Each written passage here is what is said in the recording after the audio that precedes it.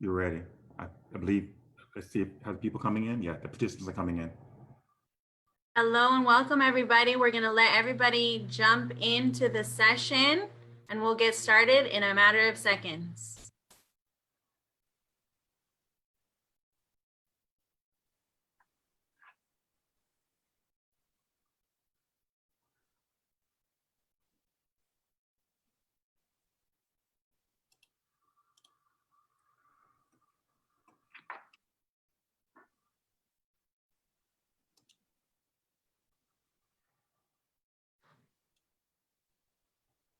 In the meantime, you can look at all our wonderful panelists while they're smiling at you.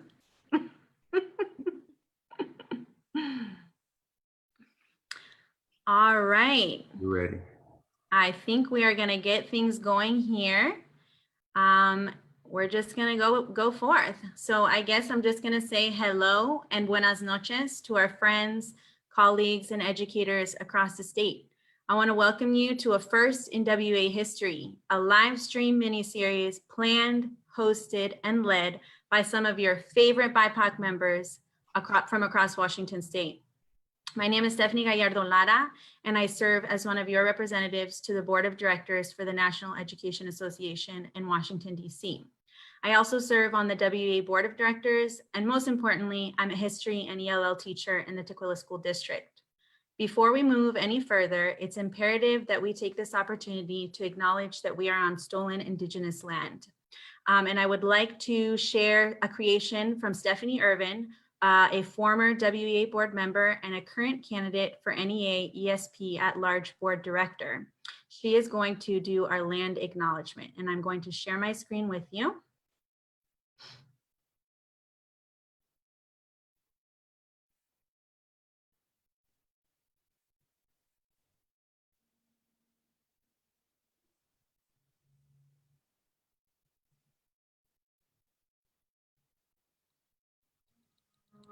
White hustle help piaya and shot east squeeze matla. Hello everyone, good day. My name is Stephanie Irvin. Ever since colonizers have reached our shores, there has been a documented history of alliances formed between Black and Indigenous people. There have been countless lives lost over the fear of these alliances formed between Black and Native lives. We must continue to form these alliances. We must continue to have bold conversations. We must continue to lead and to form a path for people to follow so that we together can uplift our children and our grandchildren. Right now, I would like to take a minute to recognize the unrecognized, the federally unrecognized tribes that dwell within the areas of Seattle, through the Sound, and below the Sound. The Chinook, Duwamish, Kailis, Marietta Band of the Nooksack tribe, Snohomish, Snoqualmie tribe. Those are the tribes who are still fighting for their recognition. Now, the Klickitat of the Vancouver area, as well as the other 23 tribes who dwell around the Puget Sound area, and as well as the people who came in to trade and to celebrate and to fish and to swim and to enjoy those lands with the hosts of the Puget Sound. Thank you for taking this moment with me to recognize those who dwelled on this land before us so that we can be here together today, right now. I am Stephanie Irvin of the Arrow Lakes San Poyel Band of the Spokane, Coeur d'Alene, and Kalispell. And I thank you for listening and honoring these people with me. Liam Lum.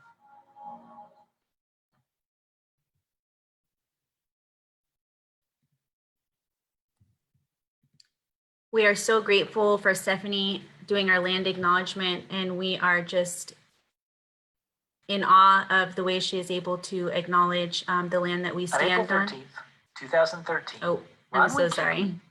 That's my YouTube.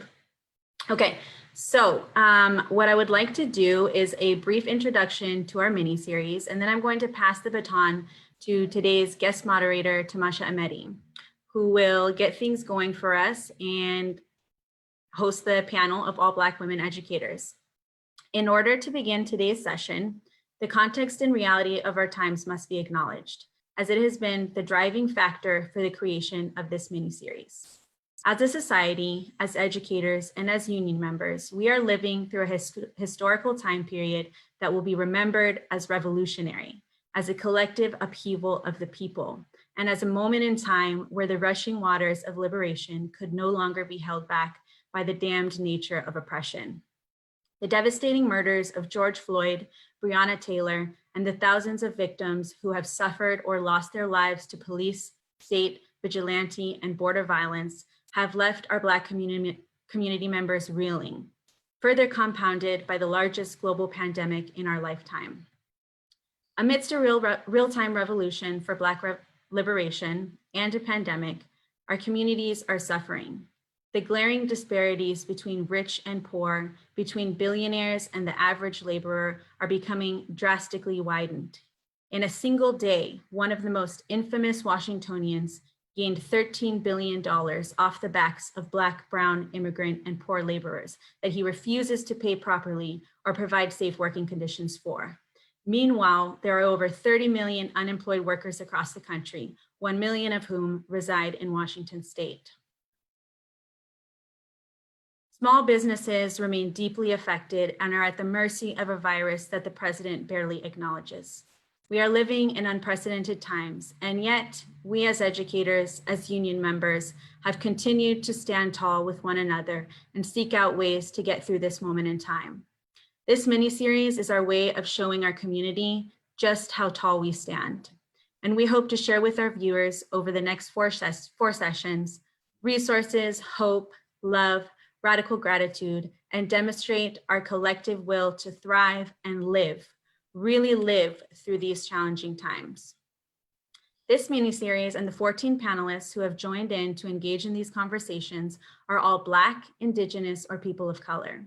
They are all women or non-binary people, and many of our panelists are queer people of color. All of our panelists, with the exception of one, are early career educators.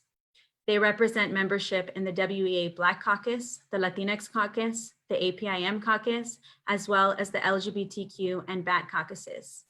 The folks you will hear from over these 4 sessions are 100% the future of our membership, as well as our leadership. We have chosen to host these conversations in a Zoom webinar format, first and foremost to protect the safety of our panelists and to create as much space as possible for our member leaders to speak their absolute truths without interruption. Without further ado, I would like to pass the baton to our unbelievably stacked panel of Black women leaders. Tamasha, it's all you. Thank you so much. What an incredible introduction. And I just wanted to acknowledge how honored I am to be here. And I also would like to acknowledge the situation that we're in.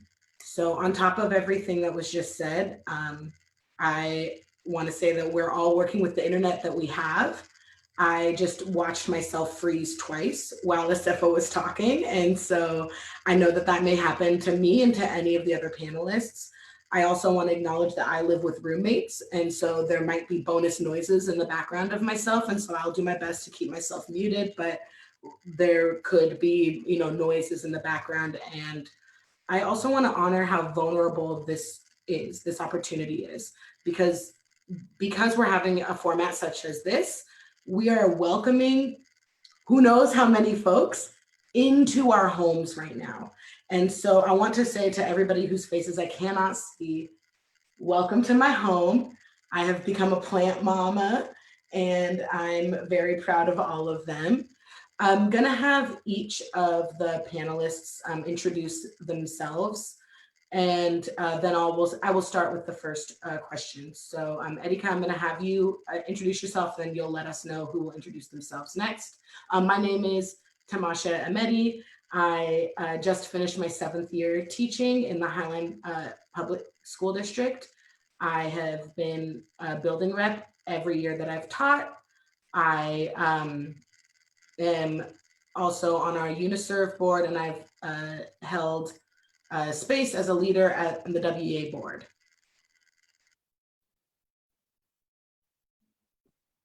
Buenas noches. Good evening, everyone. My name is Erika Gonzalez Jones. I am in Shoreline. I am on my local as a vice president. I have been here in Washington, transplanted from New Mexico, for going on 3 years now. So I'm very new to all of this and very excited to be here with you. I'm probably forgetting a lot of things, but that's okay. And I'm going to pass it off to Charlotte. Hello, Charlotte Lartey. I am originally from Utah. I taught 6 years out there in Salt Lake City. I'm gearing up for my 3rd year out in Washougal in Southwest Washington. I am a building rep for my local, also on the bargaining team for my local Riverside Equity Committee for Clark County. Also serve on the Early Career Educator Committee with Melissa and Angelia, and super excited and grateful to be here. Let's go to Zanovia. Thank you, Charlotte. My name is Zanovia Clark-Seavey. I'm going to be in my 6th year teaching in the fall. I teach 2nd grade at a dual language school. I hold many seats in my local. I sit on my local's executive board. I sit on my Rainier UniServe board, and I also sit on the Washington EA executive board. And that is a new recent position, so I'm very excited to lead the way for my members. I'm also a part of the equity team at my school, the equity team on my district. I wear many hats, as you'll find a lot of us do, because that's kind of the way it goes. I'm also a proud dog mom and a new homeowner. I'm gonna pass it to Angelia. Hello, everybody. My name is Angelia. I am actually finishing my 1st year teaching in the Highline School District. I teach grades 9 through 12, social studies. And so I am just beginning in the union, but I do have experience in the Early Career Educator Committee. And I also think it's important for me to say that I am from Spokane, Washington. So I'm a transplant to the western side of the state. I will pass it off to Melissa. Hi, my name is Melissa Caldwell. I just finished my 3rd year of teaching at Mukilteo, and I've an artist. I am a plant mama as well, and I also am on the early career education panel with Charlotte, and I feel like it's really important for me to be in this position because I am teaching in the home district that I grew up in. So that insight, especially as a Black woman, is very, very crucial for the district to hear as well as the union.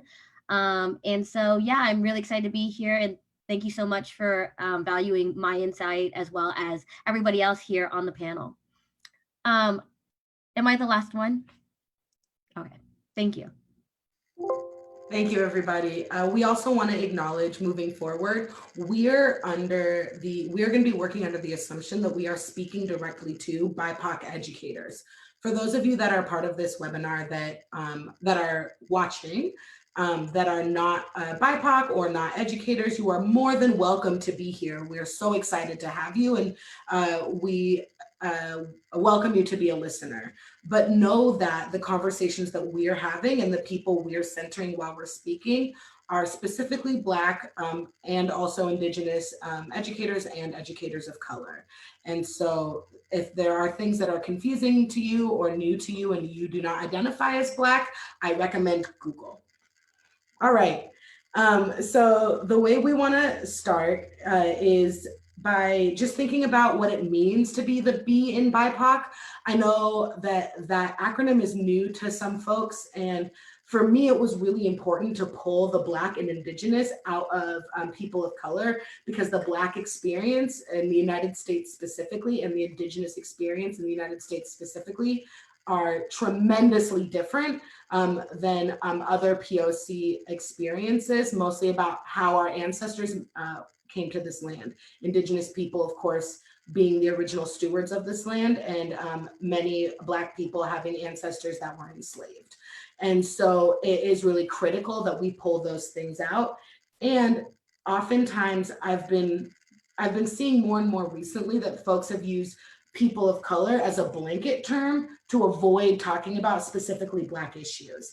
And so I know for me, my Blackness has been a huge part of what it means to be an educator. I remember when I first was looking for jobs in the Highlands School District and surrounding districts, Tukwila, Seattle, I was really nervous about how I physically looked. I didn't want to appear too Black or too radical. And so I chemically straightened my hair to make sure that I could have it look as professional as possible. As soon as I was hired for my first position, I cut off all my chemically straightened hair, and I had my little tiny natural afro that I was so proud of. When I walked into my school, my secretary at the time turned and looked at me, and this is the first thing I remember her ever saying to me. She said, "Ooh, I hope you never wear a pick in that. It's not very appropriate." And that was my first interaction with being an educator in Washington State. And of course, since then, I have gotten the requisite West Side queer haircut, shaving my sides and wearing my hair natural. And that's one of many ways in which I have maintained my authenticity physically, outwardly. So you cannot ignore, just by looking at how I dress, how I wear my hair, who I am, and the fact that I'm Black. So my question to the panelists is, how have you been able to survive, thrive, and maintain your authenticity as an intersectional Black educator in Washington State?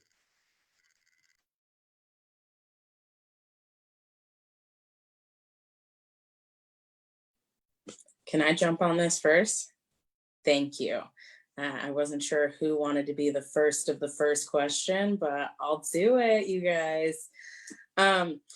For me, the biggest thing that has supported me in surviving, not only in education, but just being a Black woman new to like a career field and a young Black woman figuring out adult life, it's really been connections and networking. I was lucky enough to have one other Black educator at the first school I started at.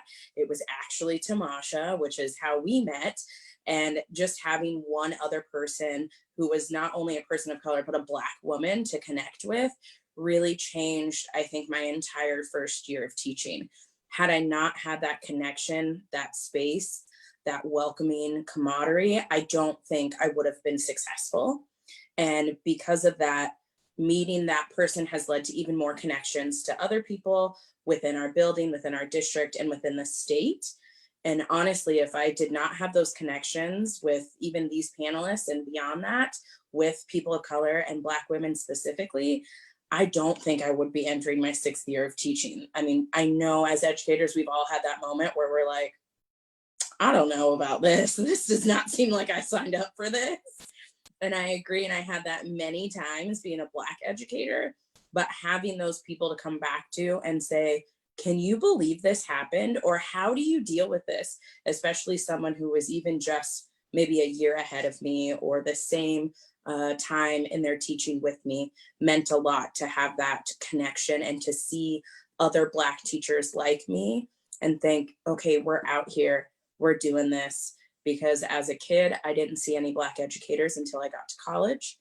And then as a teacher, I was lucky enough to be with another Black educator in my first year, but I didn't have any Black teachers or aspiring educators in my program.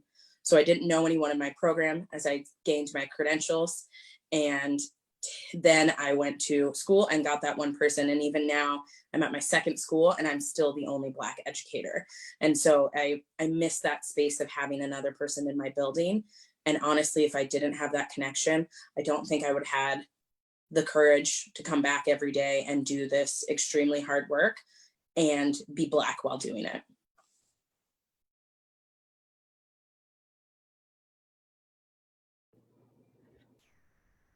Go for it, Angelia, you got it.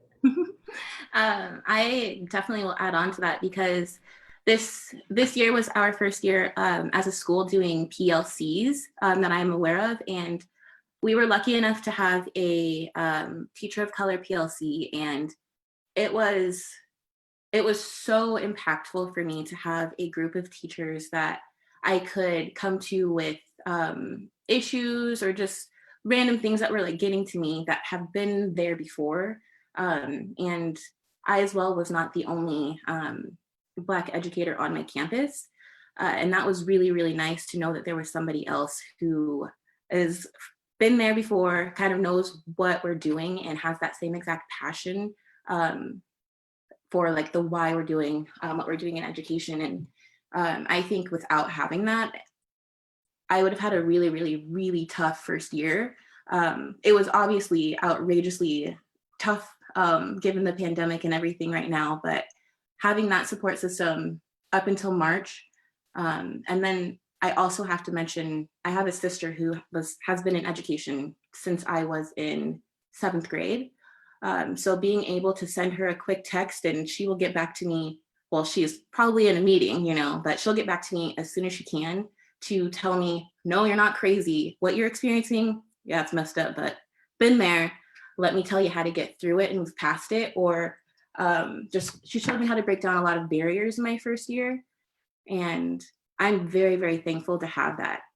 But I know that there's 10% of teachers in Washington State that are Black or of color. So not that many people have that community. So I know it's probably rough.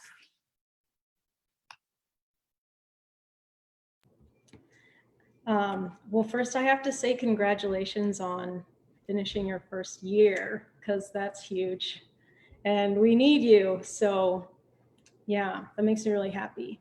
And PLCs, professional learning communities for educators of color. I didn't know that was a thing, and I would like us all to jump on board. PLCs just for us. That sounds incredible. That's really awesome. I was thinking that because I'm also the only Black educator in my school, my whole school district, actually, there are no others at all. And I was not expecting that moving from Utah, but I'm from a place where I grew up as the only, one of the very few Black people. So I'm used to being around white people all the time. I grew up around them. My mom's white, got a bunch of white family, and so I think my parents have always instilled in me and my siblings that because we have grown up with so much oppression and intolerance, that we don't need to assimilate.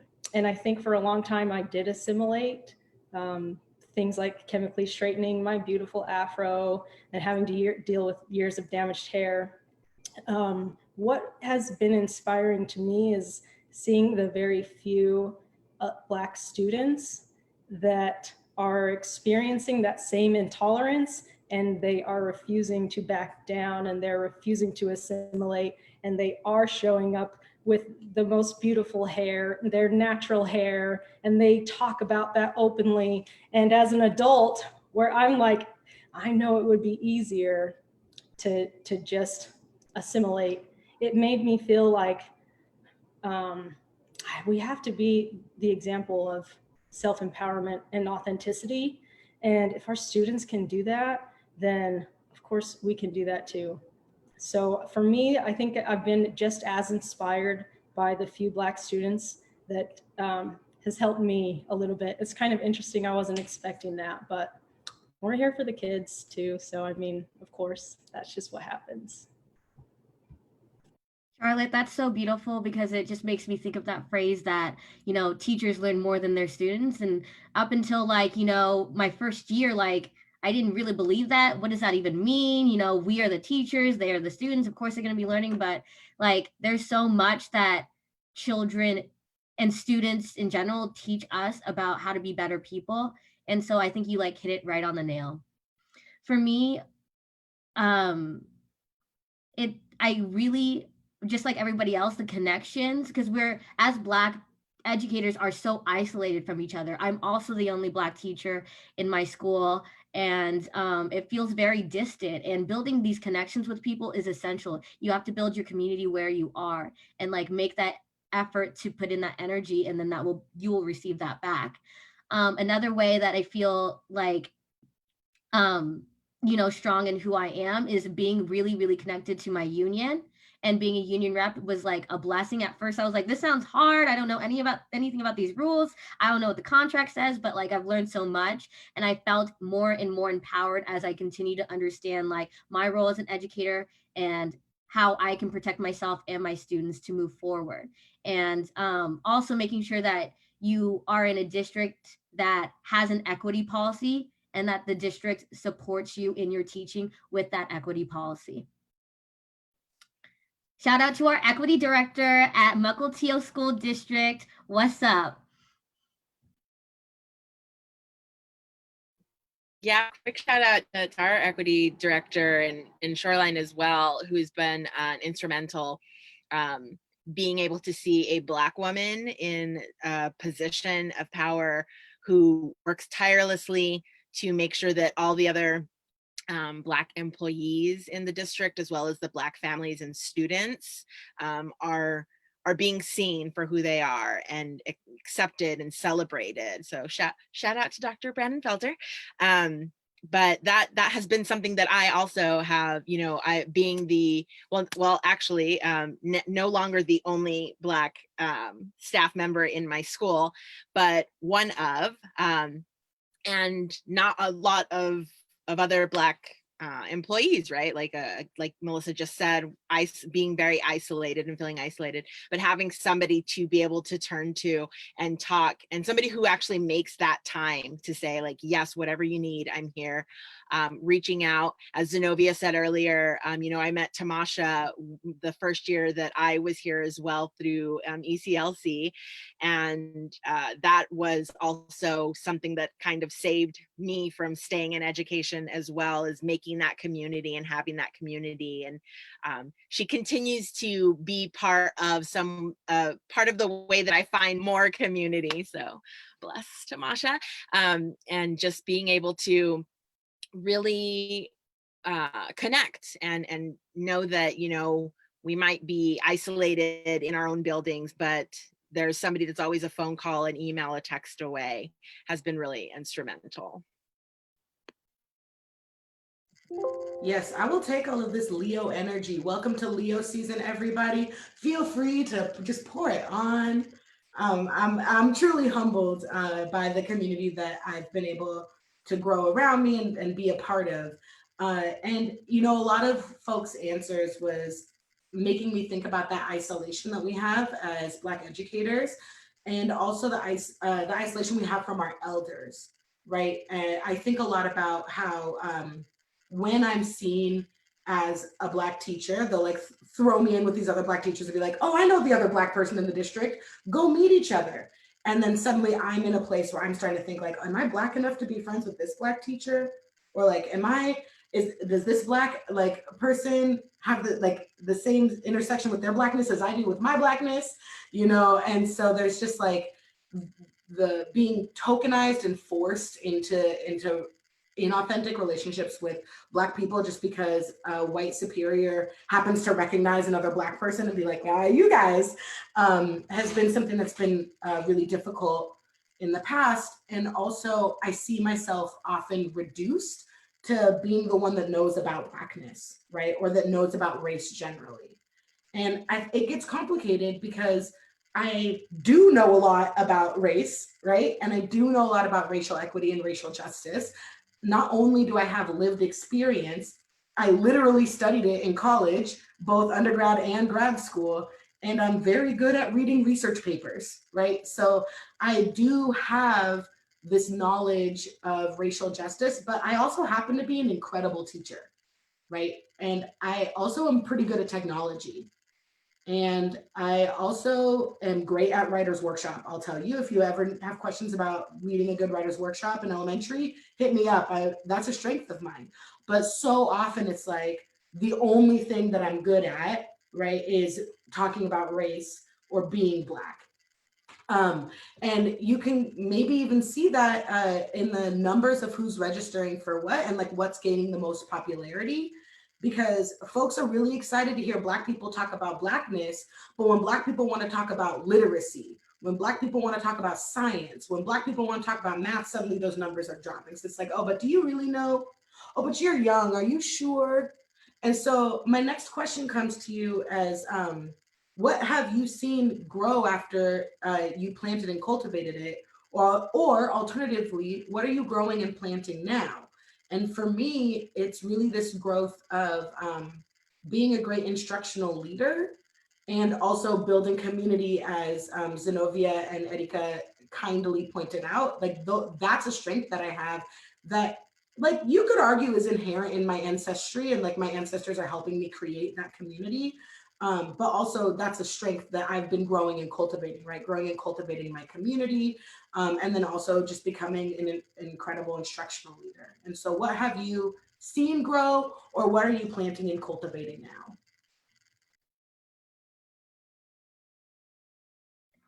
Can I go? Okay. So in my classroom specifically, I've had so much like fear in speaking on those topics you were talking about, what it means to be Black, what does equity actually mean, and really what I've been working on is communicating that to my students, because vocabulary is so essential in being able to communicate the oppression that students experience, and also the privilege that students experience.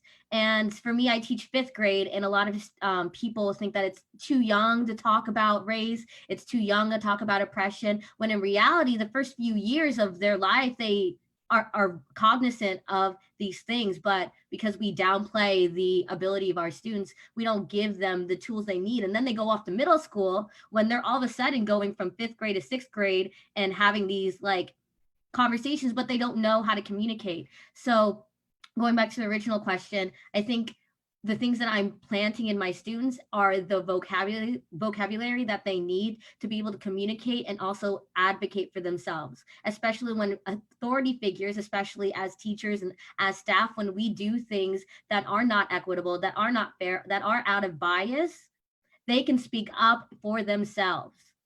What you said about my hair, I didn't really appreciate that because it made me feel like I wasn't as X, Y, and Z as this person.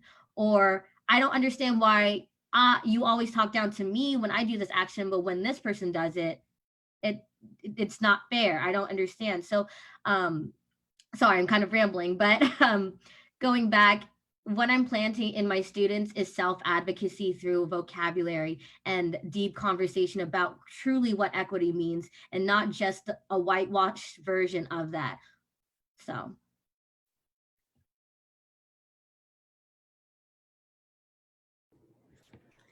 I feel like, yeah, Melissa, you and I are always talking about our students. We must just be on the same wavelength or something, because I feel like I have been combating maybe a generational community intolerance that, you know, my school district has been around since the early 1900s, and I'm the first Black educator they have ever had, and they're only one. And so it's, you know, for real, like it's intolerance that only changes with exposure, so that they can accept something that they've never been exposed to. And my first year, I could have quit.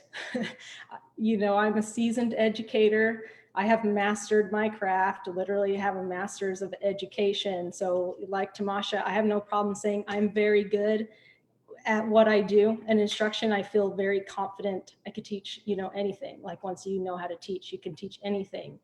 And what was really hard for me was just the intolerance that came for me. I just was not expecting that. And it took a lot of reevaluating just kind of my purpose and what I can control and how I can go about working on the things that are within my control, which is the students in my classroom. And implementing classroom meetings my second year, like right off the bat, my first day, we're in a circle, they're walking in, I'm at the door, shook every single one of their hands with a smile on my face and made them tell me their name. And I introduced myself on the first day. If they didn't want to shake my hand, they still did, because what are they not going to shake someone's hand who's smiling at them like, hi, welcome to my class, I'm Miss Lartey, what's your name? Every single one did. And it was just off the bat, I had to force them to like open their minds to liking me and learning from me and being willing to engage with the things that I had to teach them. And I think it made a very big difference, just that relational piece. There's not a lot of Black kids at my school, but that you can really relate to any kids if you build a relationship with them. And then building relationships with my colleagues. I got to my school district and the next day we went on strike, like when I moved here, and I volunteered to be a strike captain. And they thought that some teachers at my district thought that I worked for WEA because I was just so involved, but I just felt like I have to, because I don't know anyone here, and that's just what you have to do. And so I have put a lot into developing relationships with my colleagues and with students through a variety of ways. And that has been a game changer. When I was ready to walk out of my classroom, I had a teacher next door that was there for me because I was intentional about making those relationships. And then, this past school year, I didn't have nearly the same type of kind of choosing my words carefully, like a little bit, but mostly I'm just thinking about how I want to phrase it. I wasn't as much explicit intolerance, you know what I mean? And so it was easier for me. I felt like, okay, I'm getting somewhere with this community, and I have felt more accepted by the community. And that has been a lot of my own labor and keeping a smile on my face, even when I'm not feeling so happy.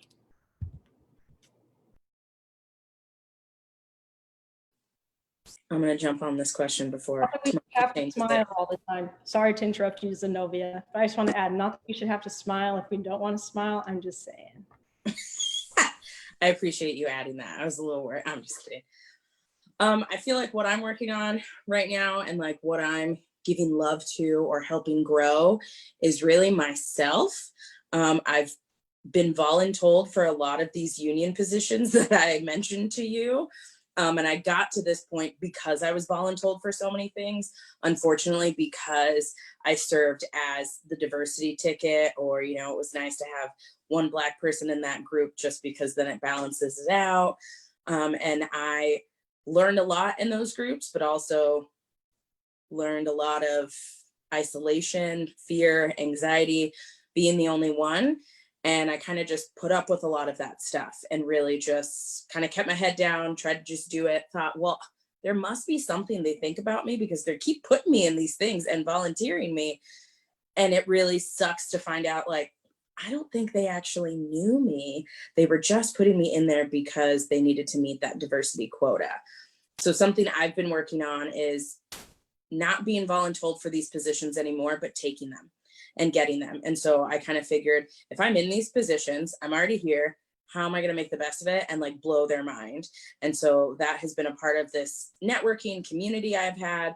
And so now what I'm working on as me is really taking my seat at the table, not apologizing for it, and getting the work that needs to be done.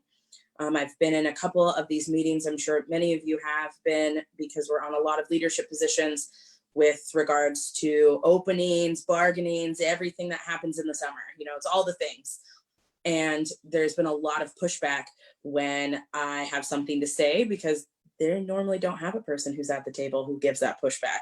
And it's usually, but this is the way we've always done it. And so having that anger of being isolated and being the only one and being used for a diversity ticket is what's driving me to cultivate my voice as a leader and to be at this table, not be afraid to take this seat and realize I'm not taking the seat because I need the diversity or they need the diversity. I'm taking the seat because I earned it and I deserve it. And I'm going to stay here as long as I know how to do the position.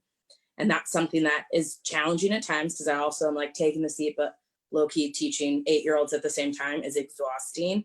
And so that can be really hard. And being in these spaces where there are not women of color, let alone Black women in these spaces can be really challenging. And it's really hard to not have anyone to bounce ideas off of. It's really hard to figure out what Robert's Rules means as a Black woman and like what that is. And it can be really challenging. And so I'm trying to find resources to support myself in this work because I know I have the works to be a good teacher and I know I want to be a great leader for my members in terms of the union, and I can do both, and I'm gonna do both, and I don't want anyone else to take any seats for me at the table. I want my seats. I'm not giving them up anymore. So I'm really working on me right now because it's time. It's time Black women worked on themselves. So that's what I'm doing. Zanovia, like you really touched on, I turned off my video. I'm sorry.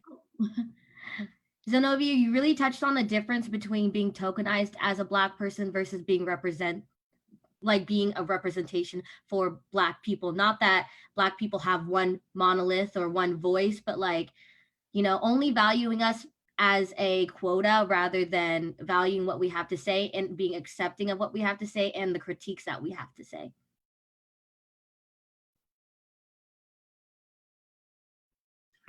I will add something that I am trying to cultivate right now is with my students. And that is because a lot of times students can get voluntold to do things, right? And they have a lot of lived experience that a lot of teachers don't have and they never will have. And so it's really important that students understand consent in more than just one way. And that they can say no to a teacher. They don't have to take on the extra work. They don't have to take on the extra speech, kind of telling their story to other people. You don't have to do that. That's not for you to do. That's something this year that I noticed was kind of happening periodically. And I was able to talk to a couple of students and just say, hey, there's power in your no. Like you don't have to do this if you don't want to. If you don't feel comfortable, say no. It's okay. Don't feel bad. It's okay to say no. Only do the things that you're ready and willing and able to do. I think that's really important, especially for students to really understand consent in more than just like one avenue. And also, I think I'm in a really good position to dismantle like the U.S. history curriculum a little bit because I'm in high school, and personally, I believe in my heart that my students are really ready to think critically about what they've learned in the past and what they see going on right now. And I think that they're ready to take the steps to think towards making change. And so I've been able to, and I found my energy in planning specifically for dismantling US history, like the settler history that we typically hear about. I think it's really important to center my classroom in Black and Indigenous history. Obviously, this was my first year, so I didn't get it right the first time, but it's something that I am working towards next year and the year after that for everything that I'm teaching. I want to make sure that it is grounded in like Black and Indigenous history, and obviously all other parts of the cultures that are within this country. But I think that it's important to start planting those seeds right now so that my students can be critical thinkers and to also be able to hold that power to know when they want to do something and say no when they want to. Angelia, I want to let you know, nobody gets it right their first year. You make a lot of mistakes. Ooh. Don't feel bad, because I wish I could do it over again. I'm still making mistakes and I'm on my 8th year, so there's just that. Yeah. Practice makes practice makes practice. But it's also important to realize that we're innovating something that has never really been done before, and we're trying to show a narrative that has never been like valued before. So like, yes, we're all gonna make mistakes, obviously, but like just know that as long as you're still willing to learn and accept that feedback and that critique, and to also be introspective and to really ask those questions, makes you a good educator. It makes a difference for your students. I mean, I don't remember ever my students or my teachers asking or telling me that my no had power, my voice had power. And so that self-advocacy is so essential, and partnered with the anti-racist curriculum that you are developing is going to be so powerful and innovative and groundwork for teachers in the future. Thank you, Melissa. That really hit. That was good. Thank you. I needed that. I love y'all. All right. So I want to acknowledge a few things. One, that there is often a stereotype that can be called island time, color people time, whatever. But the academic-y word for it, if you want to throw it back in anyone's face, is polychronistic cultures. Most of us, most indigenous communities, and most people of color who are usually a little closer tied to their indigenous community, we work in a polychronistic society. So we would say something like, when are we gonna hang out? Dinner? Sounds good. And then people will show up when they're hungry and they leave when they're full. And that's not a time, it's our bodies. It's a somatic response, right? Like, oh, I'm hungry, I'm gonna go see my people. Oh, I'm full now and I need to sleep. They don't have enough space here. I'm gonna go back to my place, or I'll sleep here, right? And so that is polychronistic, whereas like Western cultures, America specifically, explicitly is monochronistic, where it's like, when do you want to hang out? 5. And if I show up at 5:05, they're like, excuse me, right? So acknowledging that time is not linear, that I exist both as myself, my ancestors, and my future predecessors who do not yet walk this earth. I understand that time is not linear, but I also understand that people have plans. And so what we're going to do next is we are going to show our resources, but we are going to answer a third question after the resources. That time might go past 7, which I believe is the time we advertised that we'd be ending. This is a webinar, it's being recorded, and I welcome you to follow your somatic body. And so those of you that are watching, if you're feeling this and you're like, you're gonna go past 7, like this is so much, cool, shut us down, we're recorded, catch it later, it's fine. Like, I'm not offended, I can't see you anyway, but we are gonna stay past. And so with that, I'm gonna start our resource sharing by clicking this button. Can I just say, I think it's hilarious Tamasha had to give a whole spiel. I mean, I appreciate the new vocabulary, but just to tell people that they could leave, you're hilarious. Look, I do what I need to do. So y'all, these are resources for us, from us. And so these are resources when we created this list, we were thinking to ourselves, Black educators. So I saw some of you like posted in the question answer thing, and some of you posted in the chat, which I've been like skimming, but I'm not really paying super close attention to, just asking like for resources and asking for support. And so we thought of that because that's something we are also always reaching for. And so this is stuff that's given us a life that we want to give to you.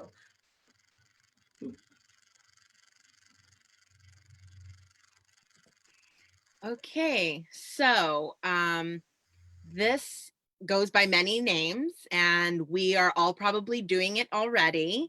But a good resource, something that has helped maintain me, is my Bliss list. It's things that I have already been doing, but I have an accomplice who has shared, like a PDF with me of a feel-good plan, and it's something that you can say or do to soothe your nervous system.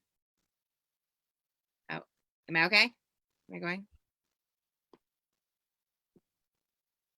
You're good, Erica. Keep going. Okay.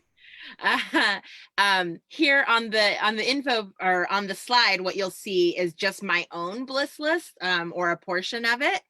And so when it's something that you can think, say, or do to help soothe your nervous system, it's something that you should practice often. And there is a link on there that says info about Feel Good Plan, so you could see a little bit more about the trauma-informed aspect of it. But for instance, and there's a few things that should be on everybody's list.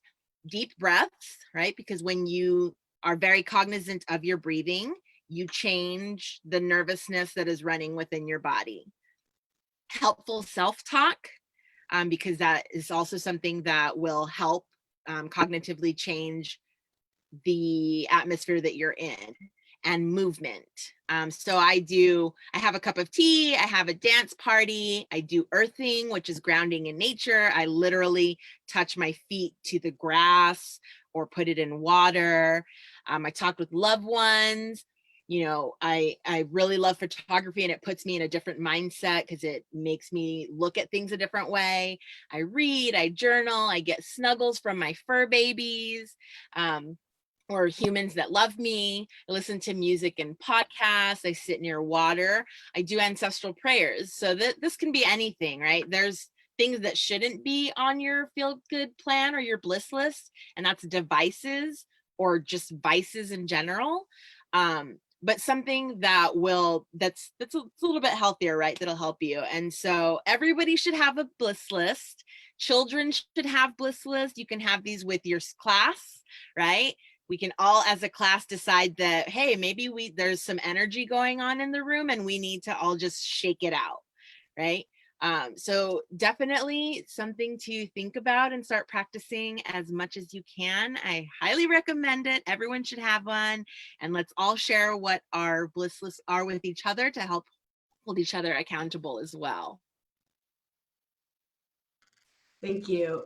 2 fun facts. 1, I was wrong. We said we'd go till 8, so and that was my fun fact. Those are the 2 fun facts. So these are some of the resources that I've been using this year. I'm going to start with the teaching resources that I use a lot, and that is Teaching Tolerance.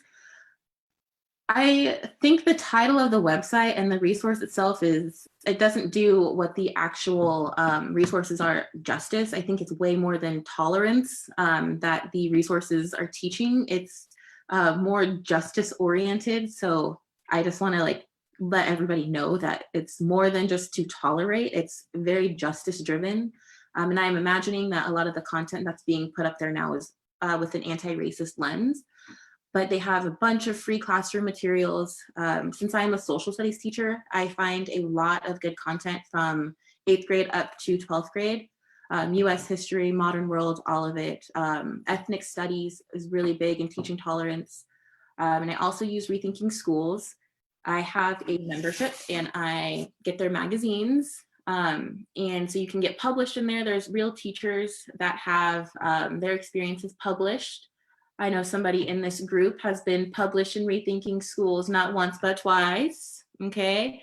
So very local. They have good teaching resources, really, really good priced books. I got the new teacher handbook. Teaching for Black Lives is a really good one as well. So I want everybody to know that there are resources for you if you want to start restructuring your classroom and what it looks like and the content that you're teaching. A book that I forgot to put down, but it's called Stamped from the Beginning.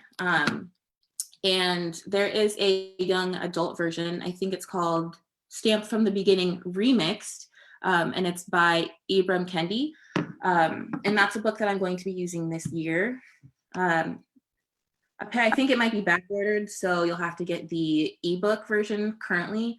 But that one is going to be a really powerful book to use in my social studies class. And I also want to shout out Dr. Bettina Love. We Want to Do More Than Survive. Abolitionist Teaching in the Pursuit of Educational Freedom. Amazing, amazing, amazing book. And there's also a discussion on C-SPAN if you have the hour and a half to listen. Very, very powerful. I think that's a really good inlet for you to start thinking about teaching in an abolitionist way. I have a lot, I'm sorry, but when quarantine started, I got a lot of anxiety, and I hadn't yet figured out how to use my healthcare to get therapy started. And I know that therapy can be backlogged and everything like that to find the right therapist for you. So me using my Instagram fingers, I found Therapy for Black Girls and Balanced Black Girl podcast. I followed them on Instagram and listened to their podcasts, not as regularly as I should, but I find them to be very, very calming for me. I find that I need to do a lot of breathing exercises because I can feel my heart, like it just will start like beating and beating and palpitating, and just figuring out how to calm myself with meditation and just kind of listening through these short posts or podcasts. It really helps me kind of ground myself. And I also want to plug Black-owned businesses in Western Washington, because that's something that I've been focusing my energy on, is trying to put my money in areas that I normally may not have. And so there is a link to over like 230 businesses in Western Washington, not just food shops, but like hair products, other businesses that you can go to that are Black owned, to kind of just start kind of, you know, mixing the money up and kind of putting your money into better companies, different companies. So I wanted to share that as well.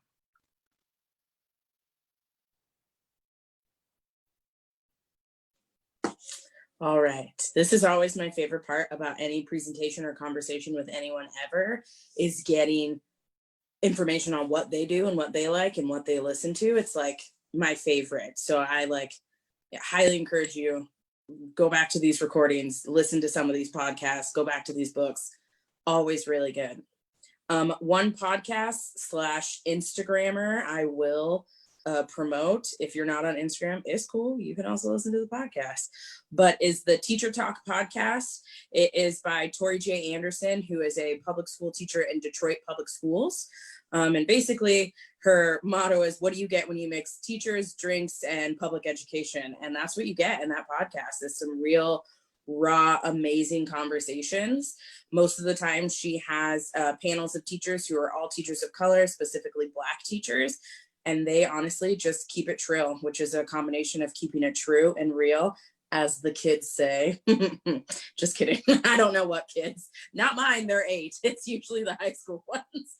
But it is a fantastic podcast, and I have found such good outlet listening to it as a Black educator, and just hearing the preach girl and the agreeances to things that I'm like, yes, I also thought that.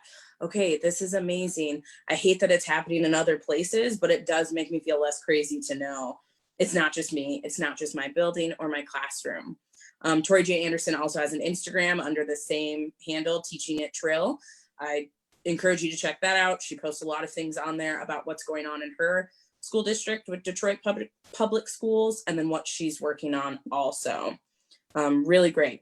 My human, I love that you put that, Tamasha. The human I recommend is Monique W Morris, which hopefully you've heard of her. She's an author and a filmmaker and just a really awesome, dope advocate.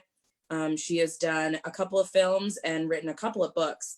The one that I had the joy of reading and then also bringing to my local was Push Out, which is the criminalization of Black girls in schools. And it gives a great history and present day account of how we criminalize our Black girls in schools, all the way from elementary to high school. She's written a couple other books that are also centered around Black girls and their livelihood, and how it's slowly being crippled and taken away by the white supremacy culture in this country. So I highly encourage you, if you're looking for more books that are probably on back order, check her out. But eventually, really great. I do think the documentary is online somewhere to be streamed. It's not long, it's like 90 minutes. So definitely Google that. Another Instagram account, you can tell I'm a millennial because I've given you 2 Instagram accounts, is Read Like a Rock Star by Naomi O'Brien. This is more of an elementary resource. So for my secondary folks, I'm sorry, but Read Like a Rock Star is very elementary centered and puts out a lot of social justice, anti-racist teacher resources, and it talks about how do we have those conversations with our youngest learners and how they are ready for those conversations. If you're interested in that, our 4th webinar session is Abolition and Uprising in Elementary Schools. Come see me and hear more about our youngest learners. That was a good plug. I don't know, nobody paid me to do that, but that was really good. I just feel pretty good about that. But she does great resources. Even if you're not elementary, I still think you could get a lot out of the things she says and the points that she makes, and honoring children, their intellects, and giving them that power to learn about this and to continue their fight and have their revolution and not stop them from that regardless of their age. She also gives just tons of resources on books, webinars, conferences. So I really support books. And I know for those of y'all in secondary, you might not want to read a picture book, but I think a picture book can be so powerful for any age to examine the voices, the tone, and the message it sends. So don't knock it just because she's elementary. For my secondary folks, you can get a book recommendation that I think your high schoolers would just be blown away with and really enjoy. So those are my resources. Please check them out and give them some love, y'all. Thanks. Oh, I keep turning my video off. God, I need a tutorial, you guys. Have you not been Zooming for like the past 4 months? The sad part is yes, but I think I'm just nervous. And so I'm acting like somebody's 85-year-old grandma right now. Oh, shoot. I super appreciate those elementary school books, actually. I'm in Virginia right now visiting my sister and my little nieces, and I bought for them Ibram Kendi's book, Anti-Racist Baby, and literally read it to my 3-year-old niece, and her response was, "It's good to be anti-racist because everybody's human." She's 3. So I'm all about it. I'm all for it. This was mine as I was thinking about what helps me survive and thrive. I think all of those resources are super important. I love to read, so immersing myself in books I should have read forever ago, like Toni Morrison and James Baldwin. I feel like maybe I was deprived in my white education experiences. So I think that Instagram that you posted about has all those books. Was that yours, Zanovia? Yeah. So that's awesome. For me, I think I need a mentor, someone to talk to, especially because I'm the only one out in, the sticks. It feels like the sticks sometimes. And if there's no one else in your school or your district, how do you find someone? How do you find a Black mentor? Because that's so important. So some ideas: ask your UNISERV director. Oftentimes, if there's no Black educators in your district, you could ask your local president, but they may not know outside of your district. So go straight to the UNISERV, and because they know everyone within your area and they can connect you with someone that can help you. If you haven't attended Diversity Sparks, then that's a must. I think that connected me with 4 or 5 other BIPOC educators that I am still very good friends with, and now we see each other at different conferences and things. So that's huge for community, at least it was for me. Join your local educator of color networks. So you have to ask, oftentimes, maybe they're broadcast like on Facebook or something, but sometimes you just have to ask because, we're all doing the best we can. But if you ask, that's another good question for your UNISERV director or your equity people. They can connect you. Out in Washougal, there is nothing like that, but in Evergreen in Vancouver, are you laughing, Zanovia? I'll start my own and it's fine. I go hang out with Vancouver folks, and there's quite a few that I've met that I'm like, holy crap, we live in the same town and we both teach high school science. How come I've never met you before? But because we're in separate districts. And so that's another one, like through UNISERV, you can find out what's going on with other locals that are close by to you. Affinity groups also, and then joining a caucus. So the Black Caucus, LGBTQ caucus, that's always a good place to find community and like-minded and BIPOC folks as well. So if you don't have a mentor, reach out, find yourself a mentor. Any of these beautiful, fabulous panelists could be a mentor. find a mentor.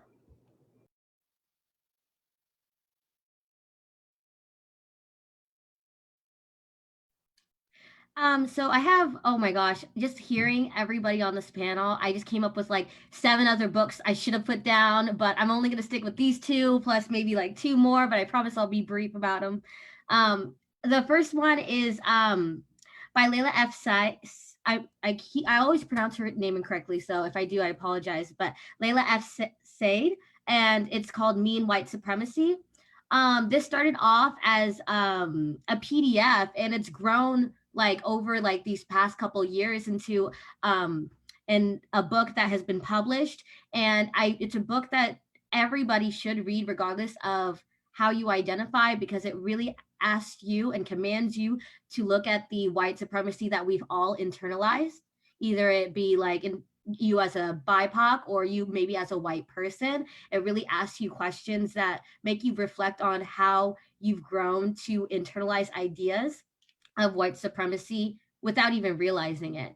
It's definitely brought me to tears, and it's a book that I've been using to help reparent myself, because we have all been parented with certain ideas, but they're not always, non-toxic. So that's definitely a resource I would recommend. The second book is We Got This by Cornelius Minor. Cornelius Minor, he spent time in Seattle, so he is familiar with this area, and it's an awesome book. It's specific to educators, talking about how we truly connect to our students and how important that is, rather than trying to get our students to conform to curriculum. There's a quote that I am going to read from his book that really resonated to me and changed my idea of what it meant to teach, especially going through a teaching program that didn't have an equity point of view. Creating a space where kids feel safe means that we must create a space where we share power. One can let go of power without letting go of control. I think that Angelia pointed out earlier that it's really important to give students that power to say no. It's really important to give students that power to question authority, especially if they feel that morally there's something wrong. And we have not done that in the past like we should have, and it needs to start now. The other book that I really would love to recommend is called, this book is Anti-Racist by Tiffany M. Jewell. She's a Montessori teacher, but she has collected these resources together in this beautifully written book that gives definitions and vocabulary, like I mentioned earlier, in ways that students can understand. Like, she goes through and really describes what privilege is, and gives also activities that you can do with your class to kind of understand that a little bit more. What does it mean to be cisgendered? What does it mean to be neurotypical? What does it mean to be this or that? And again, that vocabulary is essential if we're going to be continuing this work with our students. The last book, because somebody mentioned Toni Morrison, and I read The Bluest Eye by Toni Morrison. And as a Black girl growing up, feeling so inferior to white girls, let's be honest, being called an Oreo, Black on the outside, white on the inside, The Bluest Eye made me flash back to my childhood and brought tears to my eyes. And if you are not a BIPOC or a person of color, it's an essential book for you to understand, truly understand what it means to have that internalized misogyny, what it means to have that internalized racism as a Black girl. And so those are the books that I really recommend, although everything else that everyone's been recommending has been beautiful. Yeah, I just want to agree with what Zanovia was saying. This is always my favorite part of presentations. I'm out here like on my phone, like taking pictures, of the slides, even though people say they're going to send it out. I'm like, nope, you're too slow. I need it now. Downloading stuff on Spotify right away, everything. So I too really recommend. I'm already stealing stuff from these folks, and I stand with all the resources I recognized, and I trust all the resources I didn't. So I really recommend going back through these. I did want to address 2 things in the chat just super briefly. One, somebody had asked about Zaretta Hammond's book, Culturally Responsive Teaching, and I think it's a great 101 for white people. So I feel like I'm not recommending this book in this space because right now I'm talking to BIPOC, and I don't think there's anything in culturally responsive teaching that's news to Black educators. It can be like helpful to read and be like, oh, yeah, I'm right. Or like, here's some language that I can use with people who don't believe me, but there's nothing new in there. And also when I see CRT, I always think critical race theory instead, which is something I recommend you Google if you haven't before. It's very cool and important. And then another person had asked about, we had mentioned the podcast Therapy for Black Girls, and they were wondering about a podcast with Black boys. And the one that I really like, I don't listen to it super often because I usually listen to things that I feel more connected to, and I don't feel connected to Black masculinity. But I do think it's important to listen to perspectives that aren't my own. So first, I recommend, even if you're a Black boy or you were a Black boy once, that you still listen to Therapy for Black Girls every once in a while, just kind of get that perspective, just like I listened to this one called Let's Talk, Bruh. The subtitle is a podcast on Black masculinity. I think it's really cool. There are definitely parts where I'm like, I don't feel connected, but it seems dope, the ones I've listened to. So if you are a Black boy or you were a Black boy, I recommend Let's Talk Bruh, the podcast. And then the three that I have here, the first one is The Read, which you may have seen also on my phone. I've got their sticker. These are things that build my resiliency. So when I think about being able to take it and being able to rise, these are the things that get me there. And so one is just listening to this podcast. It's two queer Black folks that moved from various parts of the United States to New York. And they've been doing this podcast for years now. They have a huge following. It is by Black people for Black people. I know there are many listeners that are not Black, and that's, again, like this webinar, allowed, but that don't come with corrections, right? Like it's not about that. So it's really, it reminds me that even though I might be the only Black face I see when I look in the, like me looking in the mirror is the only Black face I see at school, that doesn't mean I'm the only Black person in the world, right? And the things that they talk about have nothing to do with education usually, but it reminds me also that I'm a whole person outside of being an educator. So The Read. My book is, to nobody's surprise who knows me at all, Emergent Strategy by Adrienne Maree Brown. The first time I read this book, I wept because Adrienne Maree Brown did an incredible job taking things that I felt in my body, that I felt somatically, and turning them into words in English. And that has been something that has been difficult for me for a while, especially in the written form. I struggle to articulate how I'm feeling in written words, and Adrienne Maree Brown, I feel like, just reads my soul and then puts it on paper poetically. And so I highly recommend this book. A few reading tips. One, the introduction is a summary of the entire book, so do with that what you will. And two, the back has a bunch of really helpful resources. Lastly, there's a great app called Liberate that I really like to use. I was using Headspace, the meditation app, for a while because they gave those free accounts to teachers. But then right around COVID, my account stopped working and I just didn't have the mental capacity to deal with an emergency, fear for my life, like have through the roof anxiety, and also figure out how to relog into Headspace. And so I gave up. And I had been seeing on my Instagram feed for a while, people talking about this app. It is a meditation app with only BIPOC practitioners. And this app assumes that the listener is also Black, Indigenous, or a person of color.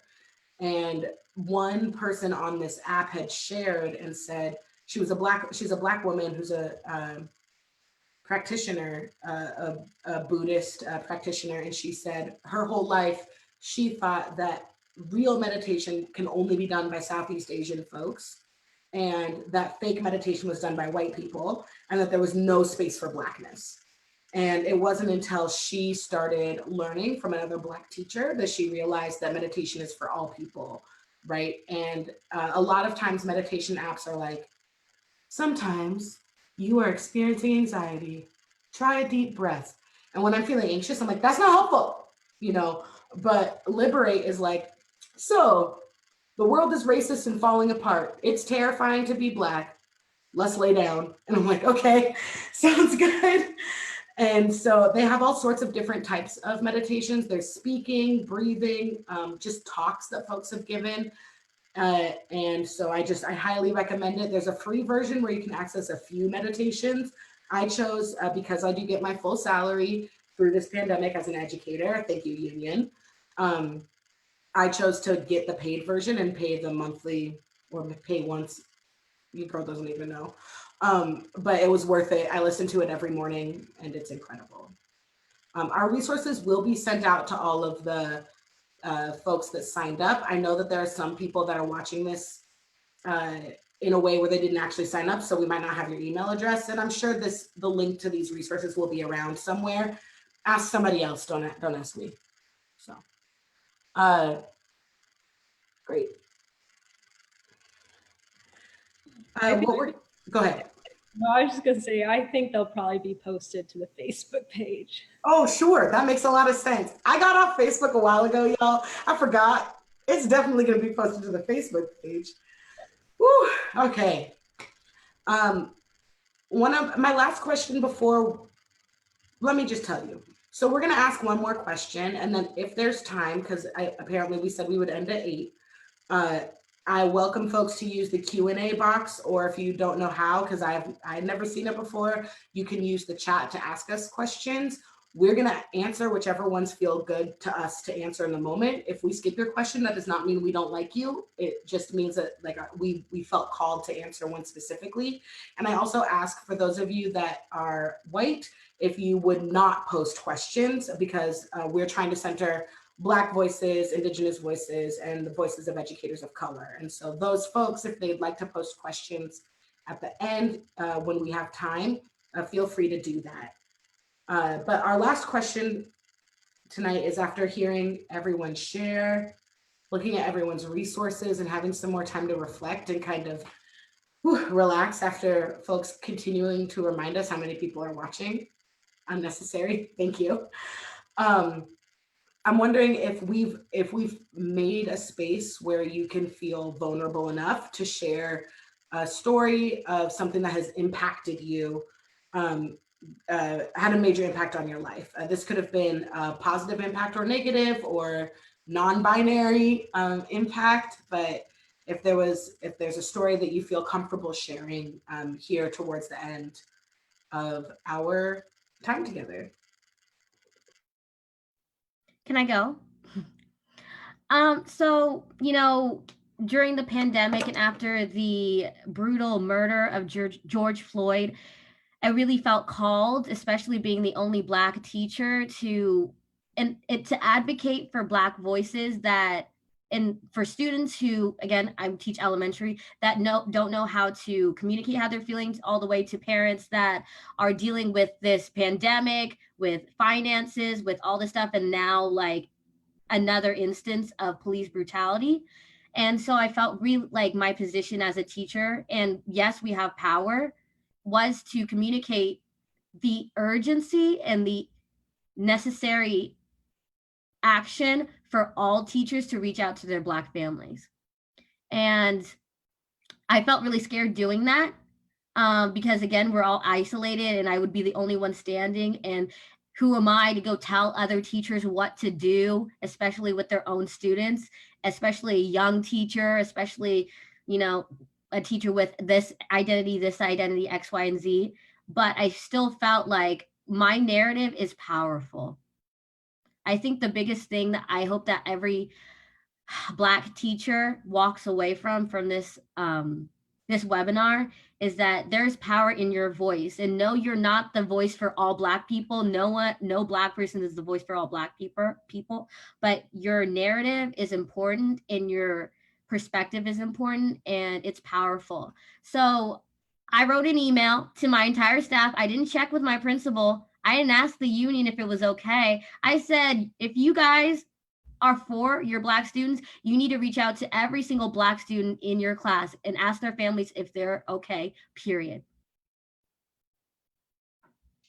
And of course, again, I was scared doing that. And so I started getting responses in, right? Like, and I was ready for the how dare yous. I was ready for the, presumptuous ideas, but all I got was support and thank yous, because a lot of people out there are aware of what's going on, but because they are so new on their equity journey, they don't know how to reach out. So through that wall that I felt, I jumped over it, I was able to be a resource for my parents, my staff, and my students. And again, walk away with knowing that your presence is powerful, even though it feels like the one out of the 52 in the building. And you don't need to ask permission. And I shouldn't say this, but it's easier to ask for forgiveness than it is to ask for permission. Now, take that for what it is. Don't go acting trifling or anything, but just know your moral standpoint, what's going back, what is the best thing for your students? And the best thing for your Black students is to check in on them. Can I jump in on this before anybody else, I guess? Something that Melissa said really struck me, and talking about how powerful our narratives are. And one thing I wanted to share, because when you said that, I was like, gosh, you know what? That is so true. It's hard to remember that when you're spending your entire day fighting off crazy racist stuff and like abolishing colonial curriculum and like, all this stuff. Like, it can be exhausting to remember my presence is important. But I had a parent 2 years ago. She came up to me, a Black parent with a sweet, sweet, most precious little girl. And I'm talking great elementary school status, because she knew when to raise her hand and like line up quietly. So that was like fire. But her mom came up to me at the beginning of the year and was like, oh, I'm so excited to meet you. At this point, I'm still really new to my school. And so like not a lot of families knew who I was. And she was like, she's been so excited to meet you and so excited that you're her teacher. But I was like, I don't know who this teacher is. Why are you so excited to meet this girl? Like, what's her deal? And, she's like, Mom, she's a Black teacher and she's a girl and she's always looking cute, which I was like, okay, thank you. But like, that's beside the point. I wasn't so happy that she told me I was cute, but it was the fact that she was so excited to have a Black teacher and was so happy and told her mom, she reminds me of you. And I'm so excited to be in the classroom with her. And I, at the time, was like, oh my gosh, that's so sweet. Thank you. And as I the day ended and I reflected, it was so heart-wrenching to hear that. And then I was sad for the little girl in me, the little Black girl in me, because I never had that. And I was also so happy to be that for this girl and to give it to her at second grade. And it, at one part of me is crying, because I was like, what would it have been like to be a little Black girl and see a Black anyone, woman, man, or non-binary person in my classroom, leading the classroom. But at the same time, it gave me that strength and pull to keep going and realizing that's why I'm doing this, because I don't want her to go through her entire K-12 and half of her post-secondary career until she's able to see another person who looks like her leading the classroom. And so what you said, Melissa, about our narratives being so powerful reminded me of that. And her mom has, it's been 2 years later, and she's brought this up, and it's like, you were the best teacher she's ever had, because she just felt connected to you because of the way you looked. I know when she told me this last year, I burst into tears, because she came to a panel for me and spoke on behalf of being a parent, and it was really wonderful. And I just was like, you were dope. Come explain to parents how much you're dope and how great you are. And she was like, I'm on it. And then she ended up spending half of her time talking about how amazing I've been. And I was like, what?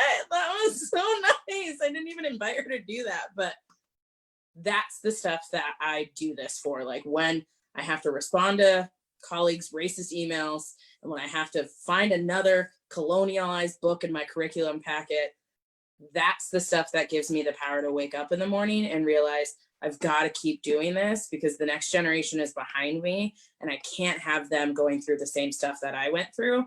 Just like my ancestors were like, oh, hell no, we can't have them going through the same stuff we did. We've got to put this fight forward. And I know my fight is very different than what my ancestors went through, and I'm thankful for that. But that does not mean I want the children and my generation behind me to face something harder just because of that. So I have to be reminded, and I have to do the reminding sometimes of how powerful our narratives are. But I also think there's something wrong with that. The fact that we have to be the ones to remind ourselves that we're special.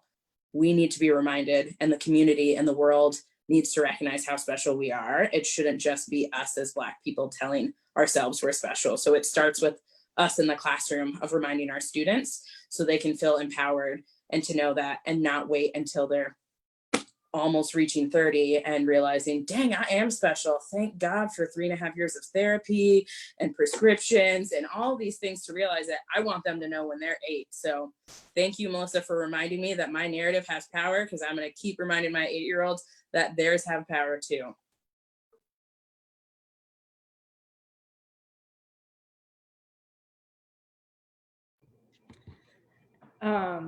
So this year during Black History Month, I think I spent more time than I ever as a teacher planning lessons around Black history. And I teach biomedical anatomy, physiology, and medical terminology and careers.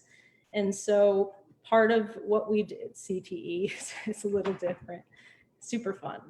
But we spent probably 3 weeks doing research projects and presentations on various, I guess, cases, incidents, events, people that have to do with medical laws or ethics. And the timeline started with J. Marion Sims, who was a gynecologist who performed procedures on enslaved women without any anesthesiology or without any anesthesia or anything like that, which really started, contributed to a lot of the myths that like Black people have thicker skin and they're more tolerant to pain and things like that. And the timeline included like Dr. Ben Omalu, who had to go up against the NFL after discovering CTE, and Flint, Michigan, and the water crisis, and how those communities that have been impacted are majorly Black and brown communities. And then the most current thing on the timeline was how Black women are 3 to 4 times more likely to die during or after or anything related to childbirth or labor. And I had my students, we were looking at this timeline from beginning to end and all of the incidences and events and things that had happened in between. And I asked them, what do you notice? And throughout these projects, I had to deal with comments like, when are we going to go back to learning what we're supposed to be? And why are we talking about this so much? And can we just move on? And that was really hard, but there were some that just got it. They hung in there with me, and I asked them, what do you notice about this timeline? It was silent for a very long time. And a boy was like, what do you notice, Ms. Latte? And I said, well, I noticed that it starts with a white male performing horrible procedures on enslaved women against their will and consent after childbirth. And it ends with Black women still being 3 to 4 times more likely to die during childbirth and labor. And it was silent for a really long time. And I cried a little bit. And the boy that asked me what I noticed, he got up and got me some tissues. And we had a pretty good conversation just as a class, but then COVID happened, and then George Floyd happened. And then I had to face these kids in a Zoom, and I asked them, how are you all doing? And there were black screens with just their faces, because at that point they were unengaged. Like, you all probably experienced it. The first Zoom, they were all there. And then the last Zoom was just like the session administrator at the bottom. And they were like, how are you? And I just said that I was struggling. And all this stuff started popping in the chat from these kids that were like, we're thinking of you. And I hope you are okay. And it was just like taking all that time to teach them about racism. And I got so much pushback from it. Like, why are we talking about these old racist things that happened? It just made me feel like it was so important. And it was like, we didn't really even have to talk about the racism in the world as much because we had already spent the time and they just understood that. And now they have to grapple with that too. And I think a lot of them were also struggling with the timeline and that a lot of it was in the past or a lot of it maybe didn't seem that bad, like Ben Omalu. Okay, so maybe he lost his career as a pathologist and a neurosurgeon and he was ostracized and you know the NFL gave him an apology and that's about it, and like that wasn't that bad. But the idea that we live in a world that has always been racist, we live in a country that has been racist from the beginning because racism exists everywhere, and having to teach that so explicitly and ongoing, you know, it's ongoing because there's just so many people that seem to think that racism doesn't exist. And I felt like in the middle of February, I was ready to just forget it, probably towards the end, where it's like, they're tired of it. I can't take any more just, you know, pushback from talking about Black history that is just making my soul hurt. But I kept with it. And I think that it stuck with enough kids that I felt like it's an important thing to do. And it was worth all the heartache that went into doing that. So it just, you know, that's fuel to my fire to keep doing what we're doing because it's important and it matters. Your narrative matters. Thank you. Yeah.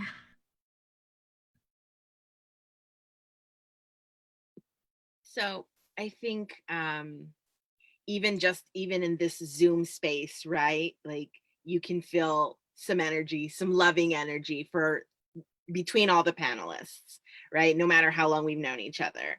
And I think that speaks to just relationship and community and feeling community and that sense of community.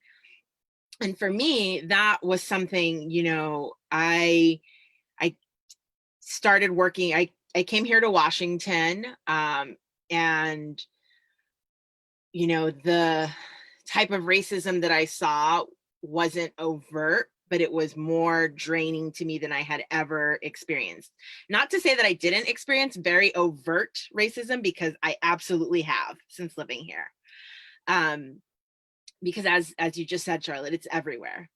This is at the inception of our country, it's here.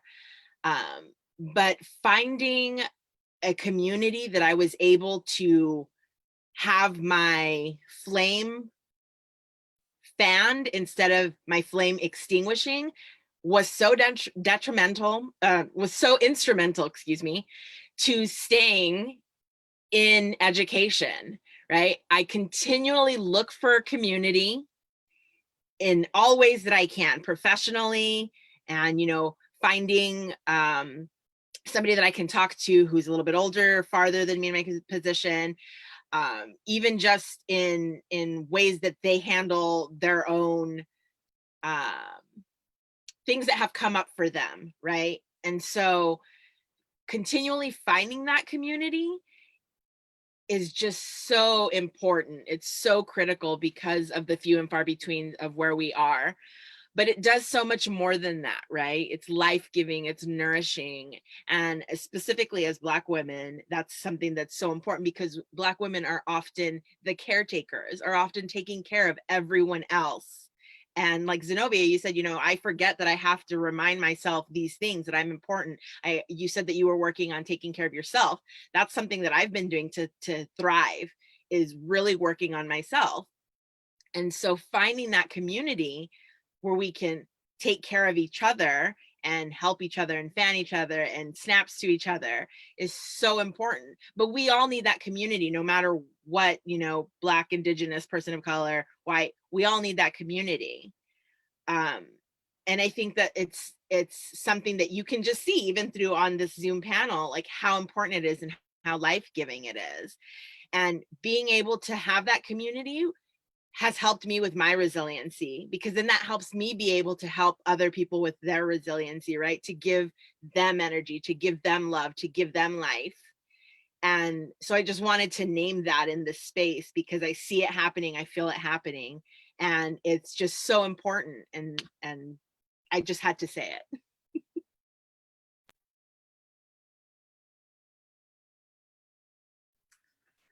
I would say, like, I think, like, since quarantine, I think I've been on this journey of like full like self-love.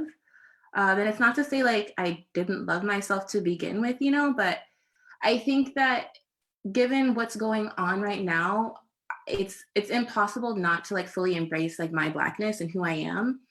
And so it's kind of a blessing in disguise, but I used to have relaxed hair. My mom is a hairstylist, and I only go to her to get my hair done. And with quarantine, I was not able to go back to Spokane. Had not been back to Spokane since about November. And so in the midst of all of the like protests and everything, I was doing a lot of reading, and I hadn't had my hair relaxed in what, 6-7 months? I don't know, it's been a long time. And so I decided I'm gonna cut it all off. And I thought, like, I was very, very nervous about it. And I've got a friend who went natural, and she told me like, it is a journey to self-love. And maybe a month ago, maybe not even, I decided like, here we go, chopped it all off. And I think it's really important for me to have done that, to like begin fully loving who I am from when I wake up to when I go to bed. And I think that's important to say that, because I think it's important for me to do that so that I can then show my students what that is like, to like fully love yourself. Because that community out there, like when we go outside, like they don't love us. And so it's really important for you to love yourself. Like if I don't love me, who else is gonna love me like that, right? Like, yes, my mom, but like no one else is gonna love you like you love you.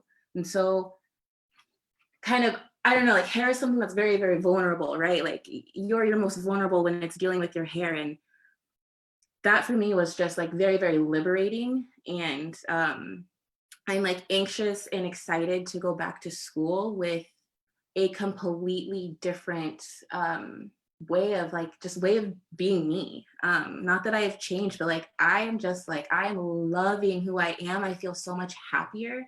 But it's a shame that it took me like cutting off all of my hair to do that. And I also want to say, like, relaxed hair is beautiful. Your hair is beautiful. Like, don't ever even think anything other than that.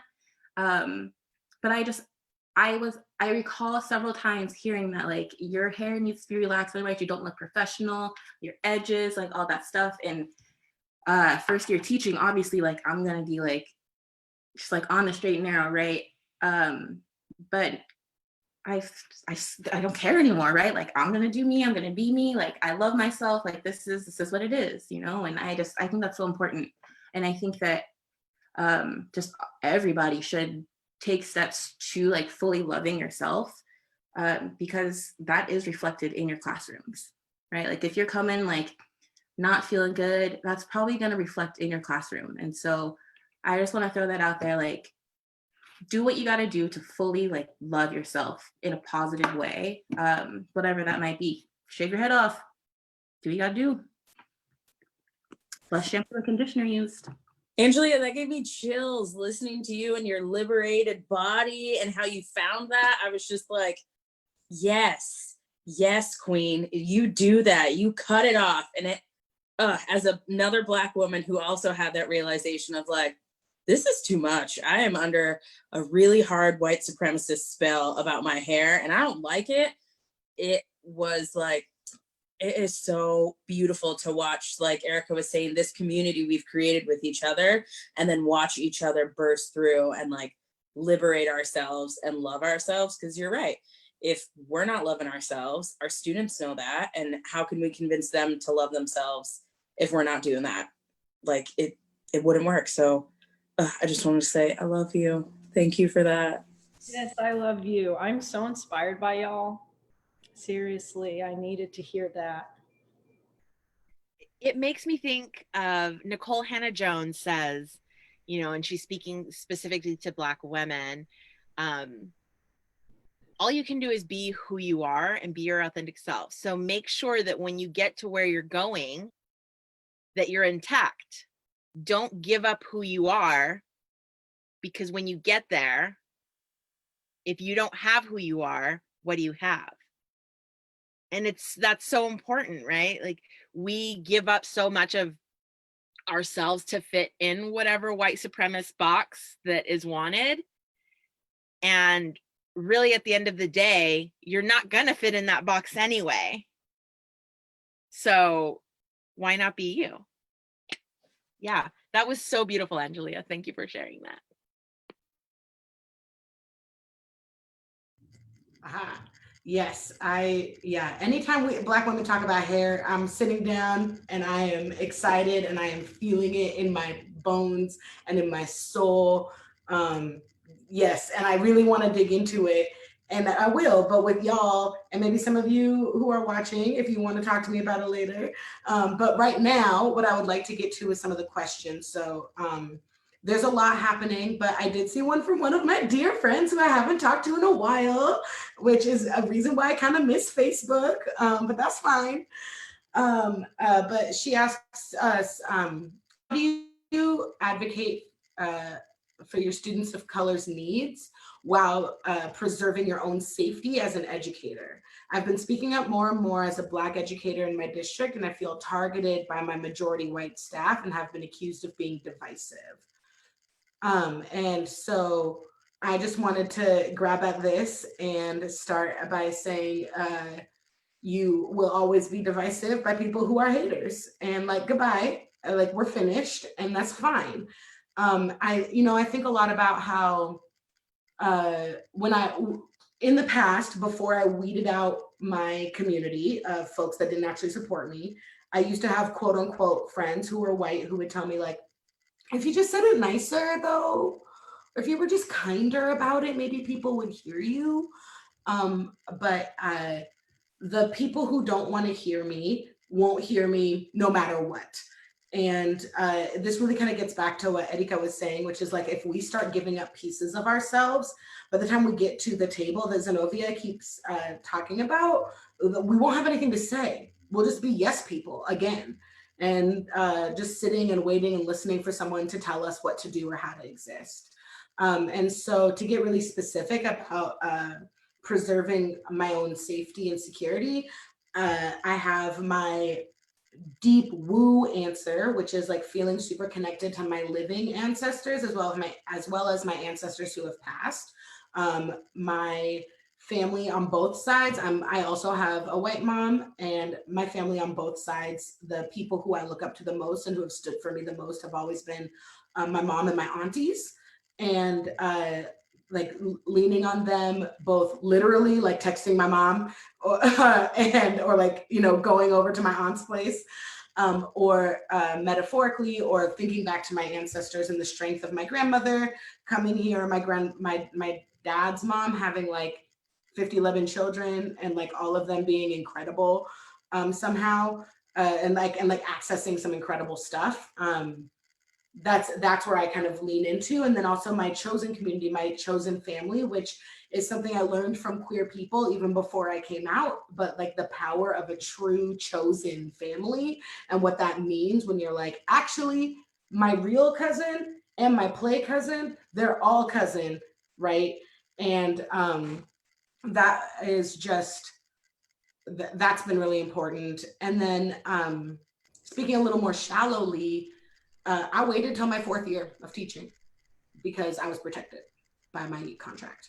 And there were a lot of things that I thought in my brain or that I did on the DL my first 3 years. I definitely built community and I said some things to some people. But once it was my 4th year, I was like, get ready to get wrecked, because I knew my contract and I knew my rights, and I was ready to like just stand hard for students. And it's been scary. And there have been multiple times where people with way more power than me have made me feel cornered, but I know that I can like reach out to like Charlotte, to Edika, to Zanovia. Get ready for me, Angelia and Melissa. I'm coming. I'm gonna reach out to y'all now too, right? But I know who I know where I can go, and I know who I can reach out to, and that's what keeps me grounded. And also, before, I know Zanovia was gonna hop on to this conversation as well, but I do wanna say before I forget, / it gets lost in the comments, that to remind all of you that this video is going to be available on Facebook to watch again and or to share to others. So if your body's saying it's time for a break, please take it and know that you can watch us later. And if you have a friend that was busy kikiing it with somebody else on Zoom playing Jackbox or whatever, feel free to just send them along this video with some knowledge. I'm gonna, Zanovia, can I? Okay. Yeah, please go. Whatever I don't say, just jump in. I was gonna say, just like to explicitly answer that question, know what your policies are. My district didn't even have a non-discrimination policy that included race. I went and looked for it for like our contract had all sorts of harassment, but nothing about race. And then, so that's something I'm not saying that it works all the time to show your admin the policies that they're violating, but you can try, or talk to your students' parents about how they might go about advocating, because we see the most entitled white parents in the office changing things around that is like, seriously, you know, but then times where things happen to our students of color that were like, this is not okay. Their parents, you know, for whatever reason, a variety of reasons, don't feel safe or comfortable or feel like it's worth, or, you know, even know how to go about advocating on behalf of their child. But if something happens that you feel like that's not okay, I really think it's best to reach out to the parent, talk to the parent about it, ask them, how can I support you and your child? Because this is what happened. And if you feel like you want to go and talk to the admin, I'll come with you. You know what I mean? So if you speak out alone, it feels scary, and there can be some negative consequences, especially if you are a provisional employee. You know, it's not always safe for you to speak out. So I think it's really good to reach out to those parents of your students and talk to them and see what they would like to do. And sometimes that will just empower them enough. Sometimes parents don't even know things that happen because kids don't want to, you know, they'll come to you all day long, but they're not going to tell their parents because it'll be upsetting or for whatever. So reach out to families and so that you can support them empowering and advocating for their students. You took some of those words right out of my mouth, Charlotte, because I was going to talk about not that it is always great to shove those policies up in your admin's face and tell them what they're doing wrong. I'm not saying that at all, because it could not go well. But I think it is important for you to be aware of those policies, be aware of the supports that are in place in your contract too, for those of us who are educators, and know about those supports. For me, I did not wait like Tamasha did till that contract was provisional to speak out. And that was really terrifying for me to do, especially as a new educator, a Black educator. I was like, oh my gosh, I'm gonna lose my job, my insurance, like I was freaking out. But I felt at that point, I had reached out to families. I had talked to families about what was going on. I had talked to my colleagues, to networks. And I felt like that was like my last resort. It was like, I need to bring this issue to light. And for me, instead of going straight to the admin, I like used my little bliss list, and I had a part on there that was writing. I wanted to get it out, and I wrote it out in a workshop that I attended that was really awesome. And then they were like, this is super dope. Can we publish this in Rethinking Schools? And I was like, yeah, that sounds great. And I forgot that's a public magazine. And so my administration could read that story that I wrote about them and how terrible the things were that they were doing. And so I don't know if you want to write public, but I went to my network, I went to my people, I did something for me off my bliss list to take care of me, to figure out like, is this really what I want to do? Is this clear? Am I strong enough to do this? And it led to a really powerful opportunity to not only share my voice and share my concerns, but also share it in a way that got change and got change drastically and publicly. I know that's not going to be the case for everybody, and you might not need to go about that. But at the same time, we do have to be ready to fight the fight. And I'm not saying you got to be ready to get yourself fired. I'm not saying that by any means. But in some ways, we do have to take a second and think, am I ready to fight this fight? And what might that look like for me? Or is this something I need to go about in a different way, like talking to my families, talking to parents, figuring it out? Because it is very real. And it was terrifying and petrifying to see my name in print and those words in print forever, and know that like, could they use this against me? I don't know. Freedom of speech, is that a thing people use still? I don't know. I'm Black. I'm not sure. Like, there was a lot of things, but you have to know that you can do this. And if you don't stand up for it, who else is going to? And we need that person to do it. And sometimes it is that scary choice that we have to face. And so it really takes a lot of self-reflection, because it's not going to be the right answer for everyone, what I did or what Charlotte has done or what Tamasha has done. You really have to take a chance, but using your network, knowing your policies, knowing your contract, knowing who's there to support you, those can help you make that decision to decide, am I fighting this fight public? Am I fighting it middle of the road? Or am I, just going to keep doing what I need to do in my classroom to fight the fight? But you got to take some time for self-reflection, but protect yourself with those policies, protect yourself with your contract, and know that stuff. So then you can still be protected and not think every time you want to stick out, like, am I ready to lose my job? Well, I did put some money away in savings. Yeah, I just went to the doctor. I could lose my job. Like, you don't need to do that. Be ready to protect yourself, but be ready to fight that good fight. I hope I didn't talk about people losing their jobs too much. I don't want you to get concerned. Well, I need to go to the doctor.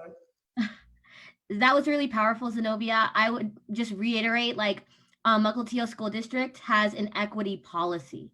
So anything I teach is related to the equity policy. If you'd like me to grab the equity policy for you to see how my teaching or what I'm saying or how my narrative fits into that, I'd be more than happy to do that. And if it's somebody in a position of authority, you can ask for a union rep to be present with whoever you're meeting with. Do not let people intimidate you just because they're the majority. Know your truth, know your narrative, know that it's powerful and it's essential, especially where we are right now. That's why all of us are in this meeting right now, because we know our narratives are powerful and we need to share it with everybody in this union. Another thing you could do is buy whoever your little friends are a copy of White Fragility by Robin DiAngelo, which is a great resource for if they are confused on ideas like white women tears or the good bad binary or etc. We got plenty of resources for you, babies, so don't worry about it. Yes. I also wanted to say just real quick. Angela is going to say something. Oh, no, please. I just wanted to stress the importance of kind of knowing your union reps and utilizing them if at all possible. I know that it's my first year. I've got very, very strong union representation at my school, and they've got my back. They had my back since I got there with my internship, and I know that I can go to them. They'll have my back. We can do whatever we need to do meeting wise. And they really, really, really understand contract language and how to kind of maneuver it if necessary. And I have a resource I think not many do, but my sister's an administrator. So she's gone through teaching, she's a veteran teacher, so she can really, I send her text and she can kind of tell me how to push the boundaries in ways that will not really get me in trouble. And that's great. It's been a great tool for me personally, just because I'm not sure if like the reading I'm gonna assign is like, oh, well, questionable, somebody gonna get upset by, but that's just, union representation is really important. They have got to have your back. And being divisive at this time, It's really important. Like, it's important to do what you need to do. So I'm just gonna leave it there. Thank you, thank you, thank you. So we've just got a few minutes left in this linear understanding of time. And so I'm just wondering, for everybody, is there something that is on your lips, it's on your tongue, it's in your brain, but you know, you haven't had the opportunity to say yet? I would like to share, as you know, as I was saying, even though it's gotten a little darker now, Northern Hemisphere, but my partner has been becoming a plant mom, which makes me a plant mama as well. And we've been following a lot of plant Instagram recently. And there's an Instagram account we follow called Plant Queen. It's at Plant KWEEN. And they posted some incredible reminders that they learned from their plants. And so I would like to share those with y'all. And then for the rest of you, if you could think of something that you wish you had the opportunity to say that you haven't been able to say yet. Reminder number 1, stay hydrated, girl. Number 2, let the sun shine in, hunty. Your body enjoys sunlight. It inspires the creative in you. Number 3, healing and growth of your own heart, mind, body, and soul takes time, love, energy, and intentionality. Give yourself grace and be patient with yourself, girl. Number 4, while you are a queen who has worked hard at becoming good at taking care of herself, it is okay to lean into, seek support, and tender, loving care from friends and family. Because sometimes you can't water yourself, and that's okay. And lastly, number 5, you're basically a houseplant with complex emotions, girl.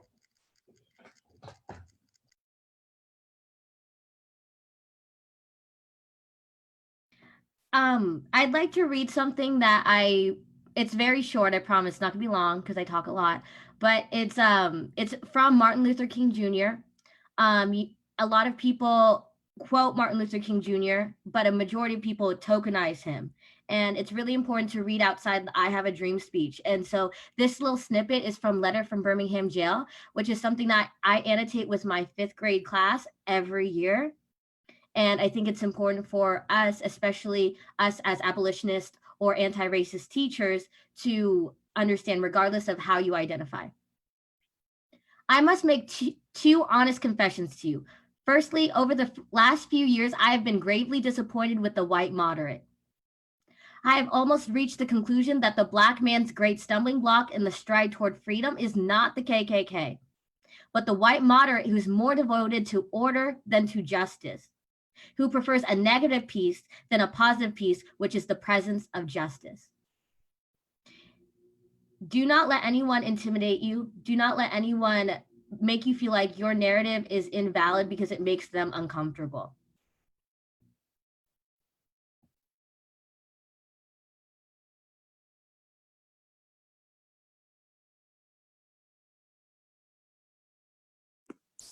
I just wanted to say thank you to my panelists for being with me tonight. I feel re-energized in a time that is very hard to get some energy out right now and positive energy back into my body. But I very much appreciate listening to your stories, some that I've heard before, some that were new tonight, and then also the new connection that we've created amongst each other and getting that opportunity to share that with others. I'm very grateful to be a Black woman in this space with you tonight. So thank you.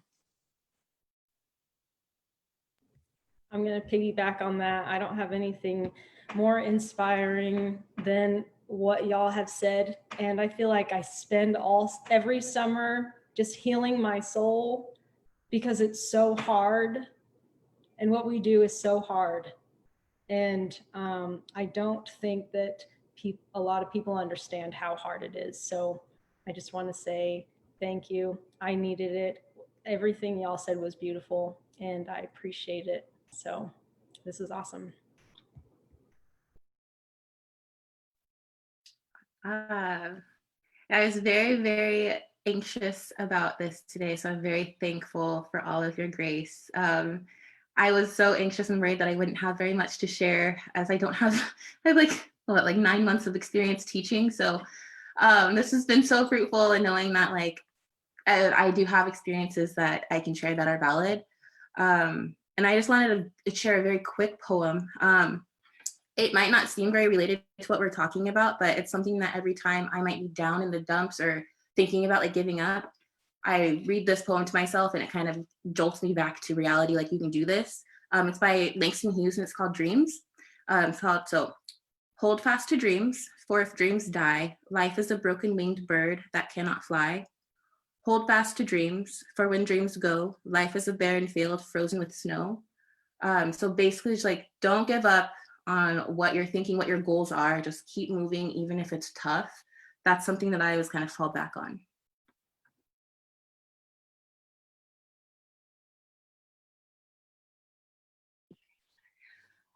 And I just want to share, the world needs your magic. It needs you.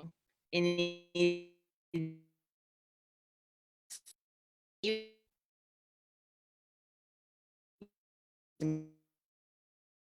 your magic. You cut out just a little bit, which makes sense at 8 o'clock. Of course, the last minute it cuts out. Can you say that one more time? Of course, the world needs your magic.